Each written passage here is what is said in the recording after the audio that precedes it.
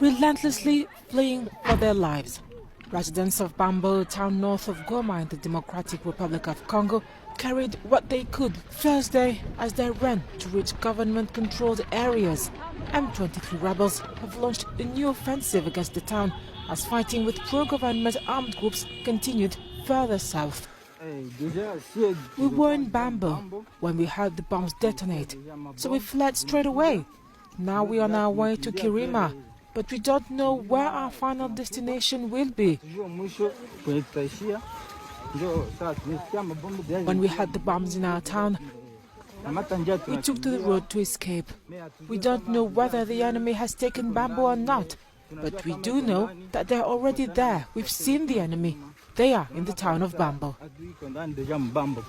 Our soldiers went to the front, but after a while they came back to town. We waited a little longer. Then the soldiers came back to tell us to evacuate because the M23 fighters were firing bombs, and these bombs were falling on people since they were firing in all directions. Despite a deal signed with the government in 2013, fighters in the ranks of the March 23 movement took up arms again in 2021. They had taken the town of Bambo in November 2022 before withdrawing in April this year. The ongoing fighting against pro-government militias in eastern DRC has forced thousands to flee.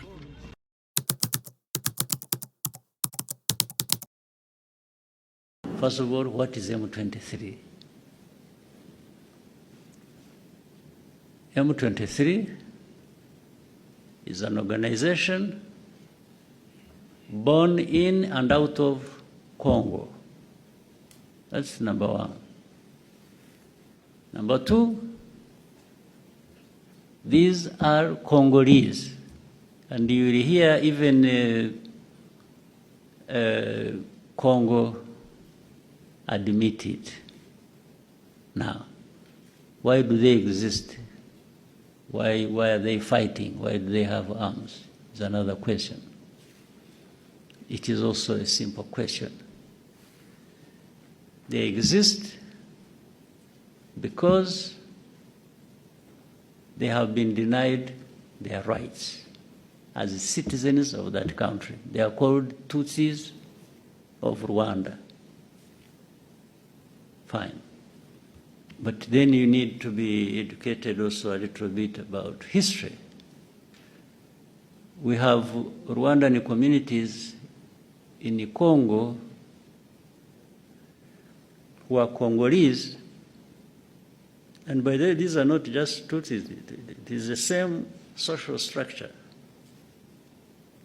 of a country that is also there in Congo. Like, in fact, we have other neighboring countries where they are, but they are citizens of those countries. We have 100,000 people originating from this community, 100,000 who have been living here in Rwanda in refugee camps for the last 2 decades. Why? Because they are being uprooted from their ancestral homes, persecuted, and sent across. In fact, there are more in Uganda. There are 300, there's 100,000 here, there are hundreds of thousands there in Uganda, more numbers. So M23 is born out of that situation. That's why I asked the question. I said, well, why wouldn't anybody else, why are we being accused as Rwanda of supporting M23? And I'm saying even those who accuse us, actually I should accuse them of not supporting M23 because it is as if they agree with the injustice that is being done to this community. Otherwise, if you didn't agree with that injustice, you would be actually raising questions. Why these people of M23 being treated like this? Why are we having 100,000 refugees here in Rwanda? That's where you would start from. Not start from asking Rwanda, are you supporting M23 or not? Are you still denying it? Because You are asking the wrong question. The issue is not whether anybody supports M23 or not. The issue is, what is actually the problem of M23? That's the question you should have asked, in fact. What is the problem? What is this thing called M23? Are they human beings? Are they this?